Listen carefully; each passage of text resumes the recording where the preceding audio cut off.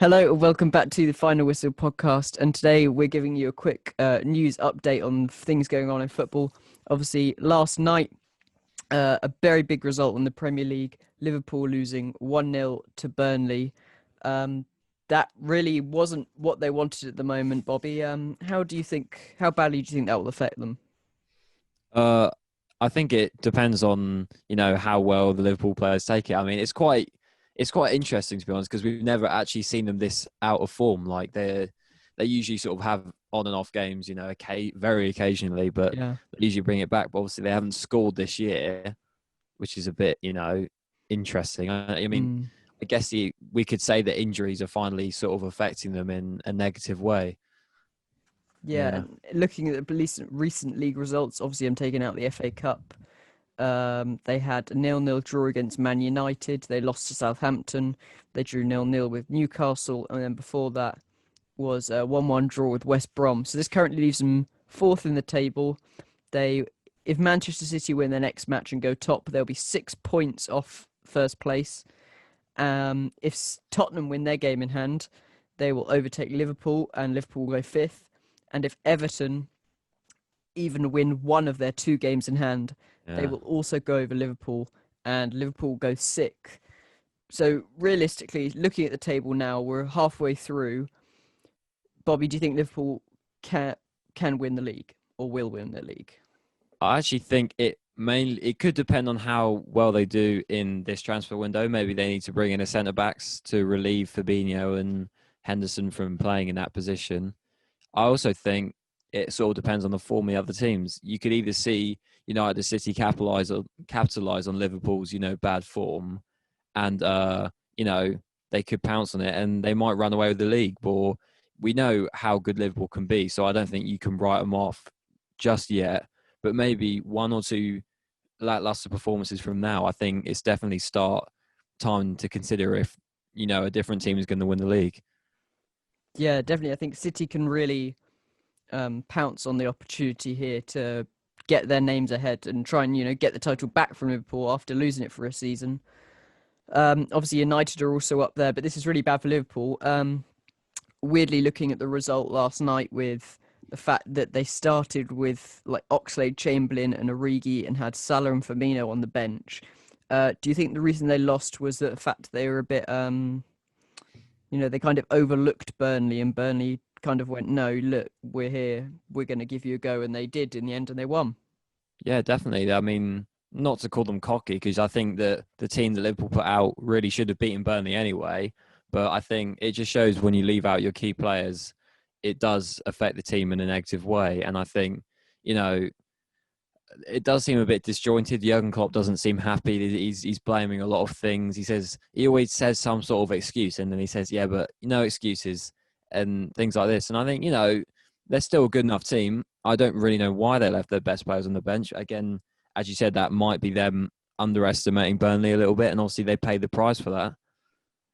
Yeah, and I was watching earlier. There was a clip from, I think it was Talksport, and they had a Liverpool fan on talking about the match and the fact that he thought his opinion was, "Thank you, Klopp, for winning us the Champions League, the Premier League, the World Club Cup. But I don't think you're going to win us anything else at the moment. I think you've taken us as far as you can go." Um, I mean, I think they'll come back. This is just a blip in form, but Yeah. you have to think about that. They've got their next few games coming up. United in the fourth round of the FA Cup. They've then got Tottenham in the league, West Ham in the league, Brighton, and then after that, Man City and Leicester being their next two games, and after that, Leipzig in the Champions League and Everton. So they've got some really tough results there. Yeah. How long do you think it will be until we see a turnaround in this form for Liverpool? I think, especially if you see with Arsenal, we had a terrible start to the season in that one game against Chelsea. It just brings some confidence back and reignites some form into the team. So I think, Liverpool are a good enough team. Maybe if Jota gets back from injury and he can start playing again, bringing some attacking momentum. And yeah, they're such a good team on their day. I don't think it's time we could say that they're falling down too far. But even though they do have difficult games, I think they should be aiming to, still be professional and try and get as much out of those games as they can. Yeah, and if we go on to look at some transfers now quickly, obviously Bobby's an Arsenal fan, so we've got two here. this afternoon, today, I don't know, it was this morning, the afternoon. Yeah, I Matt think it was this morning. Ryan, the Brighton goalkeeper, has joined Arsenal on loan till the end of the season. Bit of a weird one, came out of nowhere. Yeah, What I do you make know. of it? I mean, I think it's a great signing. He's played over 120 games in the Premier League, so obviously he's an experienced goalkeeper. I think it would be good to have a backup to Leno because we've seen that Rudigerson probably is not quite experienced enough yet. Maybe he's got to go out on loan or something to get his confidence back up. But yeah, I think it's a great signing. I had absolutely no idea that it was happening. I don't know how they've kept it quiet from all the media outlets. But yeah, it's great. I think it's a great signing. Obviously, Bournemouth haven't been playing. Brighton, sorry, haven't been playing him recently. They've had someone else in goal, so it'll also be good for him to get some game time. But Yeah, another transfer that is close to happening for Arsenal of Martin Odegaard. He's Norwegian footballer from Real Madrid. For people who don't know, yeah. kind of a cam winger type thing. Um, he was on loan somewhere else, I think, last season or definitely the season before It that. was Um, Real Sociedad. I'm yeah. pretty sure he had a decent season So there. Real Madrid have blocked a move to Sociedad and want him to join Arsenal because obviously Sociedad are a threat in the league for Real Yeah. Madrid, who currently sit sixth, I think, 3 points off the top four. So they're really not doing very well. No. You would have thought maybe you could put Odegaard in their plans, and unless they don't have space in the registration for the league, but they want to send him out to Arsenal. He's 22. Bobby, what do you make of him? Would you like to see him come to the Emirates? Yeah, I think, obviously having someone to push Emil Smith Rowe in that attacking position would be good for his confidence and his. The only downside is they have no obligation to buy him in the clause of the 6 month loan. So it's either we get him, he doesn't play very well, and they keep him. Actually, no, they might sell him to someone else, or we get him, he's really good, and then Real Madrid will just keep him. But I think it is a good signing for now. If he can give us some more attacking threat, maybe he can help us get further up in the table. I think that's all he's really here to do. And maybe Arsenal are looking to get maybe a bigger signing in the summer, something like Aouar or something like that. I'm not really sure.